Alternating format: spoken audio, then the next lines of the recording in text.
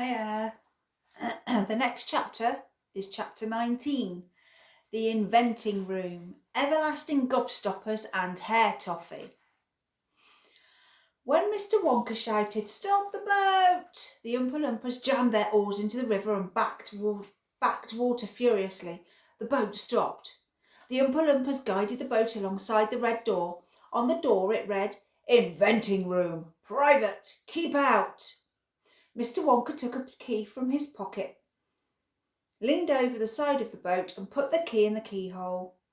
"This is the most important room in the entire factory," he said. "All my most secret new inventions are cooking and simmering in here.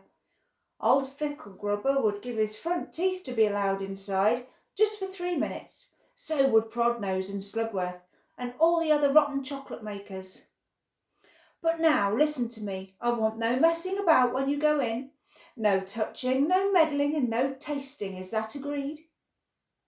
"Yes, yes," the children cried. "We won't touch a thing." Up to now, Mr. Wonka said nobody else, not even an Oompa Loompa, had ever been allowed in there. He opened the door and stepped out of the boat into the room. The 4 children and their parents all scrambled after him. "Don't touch!" shouted Mr. Wonka. "Don't knock anything over." Charlie Bucket stared around the gigantic room in which he now found himself. The place was like a witch's kitchen. All about him black metal pots were boiling and bubbling on huge stoves, and kettles were hissing and pans were sizzling and strange iron machines were clanking and spluttering, and there were pipes running all over the ceiling and walls, and the whole place was filled with smoke and steam and delicious rich smells. Mr. Wonka himself had suddenly become even more excited than usual, and anyone could see that this was the room he loved best of all. He was hopping about amongst the saucepans and machines like a child amongst his Christmas presents, not knowing which one to look at first. He lifted the lid from a huge pot and took a sniff. Then he rushed over and dipped a finger into a barrel of sticky yellow stuff and had a taste. Then he skipped across one of the machines and turned 6 knobs this way and that. Then he peered anxiously through the glass door of a gigantic oven, rubbing his hands and cackling with delight as he saw what was inside. Then he ran over to another machine, a small tiny affair that kept going flop, flop, flop, flop, flop, flop, flop, and every time it went flop, a large green marble plopped out into a bucket on the floor. Well, at least it looked like a marble. There you go, look. There's the inventing room. Can you see? Lots of exciting things in there. I can see why Mr. Wonka's excited about that.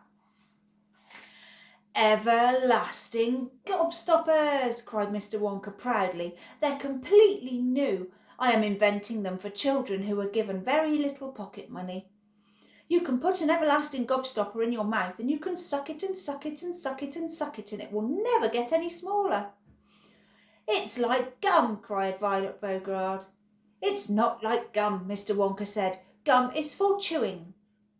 And if you tried chewing one of these gobstoppers here, you'd break your teeth. And they'd never get any smaller. They never disappear. Never.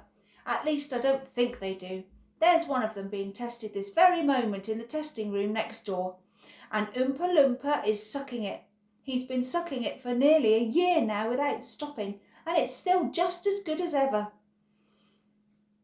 Now over there," Mr. Wonka went on, skipping excitedly across the room to the opposite wall, "over here I am inventing a completely new line in toffees." He stopped beside the large saucepan. The saucepan was full of thick, gooey, purpley treacle, bubbling and bubbling away. By standing on his toes, little Charlie could see inside it. "That's hair toffee!" cried Mr. Wonka. "You eat just one tiny bit, and in exactly half an hour a brand new, luscious, thick, silky crop of hair will grow out of the top of your head, and a moustache, and a beard." "A beard!" cried Veruca Salt. "Who wants a beard, for heaven's sake?" "It would suit you very well," said Mr. Wonka. "But unfortunately the mixture is not quite right yet. I've got it too strong. It works too well. I tried it on an Oompa Loompa yesterday in the testing room, and immediately a huge black beard started shooting out of his chin, and the beard grew so fast that soon it was trailing all along the floor in a thick, hairy carpet. It was growing faster than we could keep it in check, but I'll get the mixture right soon, and when I do, then there'll be no excuses any more for little boys and girls going about with bald heads. But Mr. Wonka, said Mike TV, little boys and girls never go about with... Don't argue, my dear child. Please don't argue, cried Mr. Wonka. It's such a waste of precious time. Now, over here. If you will all step this way, I will show you something that I am terrifically proud of. Oh, do be careful. Don't knock anything over. Stand back. Chapter 20. The Great Gum Machine. Mr. Wonka led the party over to a gigantic machine that stood in the very centre of the inventing room. It was a mountain of gleaming metal that towered high above the children and their parents. Out of the very top of it there sprouted hundreds and hundreds of thin glass tubes, and the glass tubes all curled downwards and came together in a bunch and hung suspended over an enormous round tub as big as a bath. Here we go, cried Mr. Wonka, and he pressed 3 different buttons at the side of the machine. A second later, a mighty rumbling sound came from inside it, and the whole machine began to shake most frighteningly. And the steam began hissing out all over, and then suddenly the watchers noticed that runny stuff was pouring down the sides of the hundreds of little glass tubes and squirting into a great tub below. And in every single tube, the runny stuff of a different colour, so that all the colours of the rainbow, and many others as well, came sloshing and splashing into the tub. It was a glorious sight. And when the tub was nearly full, Mr. Wonka pressed another button and immediately the runny stuff disappeared. And a whizzing, whirring noise took its place. And then a giant whizzer started whizzing round inside the enormous tub, mixing up all the different coloured liquids like an ice cream soda. Gradually the mixture began to froth. It became frothier and frothier, and it turned from blue to white to green to brown to yellow and then back to blue again.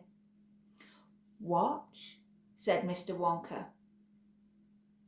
Click went the machine, and the whizzer stopped whizzing. Now there came a sort of sucking noise, and very quickly all the blue fluffy mixture in the huge basin was sucked back into the stomach of the machine. There was a moment of silence. Then a few queer rumblings were heard. Then silence again. Then suddenly the machine let out a monstrosity mighty groan, and at the same moment a tiny drawer, no bigger than the drawer of a slot machine, popped out the side of the machine, and in the drawer there lay something so small and thin and grey that everyone thought it must be a mistake. That thing looked like a little strip of grey cardboard. The children and their parents stared at the little grey strip lying there in the drawer. You mean that's all? Said Mike TV, disgusted. That's all, answered Mr. Wonka, gazing proudly at the result. Don't you know what this is? There was a pause. Then, suddenly, Violet Beauregard, the silly chewing gum girl, let out a yell of excitement. By gum, it's gum, she shrieked. It's a stick of chewing gum. Right you are, said Mr. Wonka, slapping Violet hard on the back. It's a stick of gum. It's a stick of the most amazing and fabulous, sensational gum in the world. There you go. There's the gum machine. We'll read the next chapter tomorrow.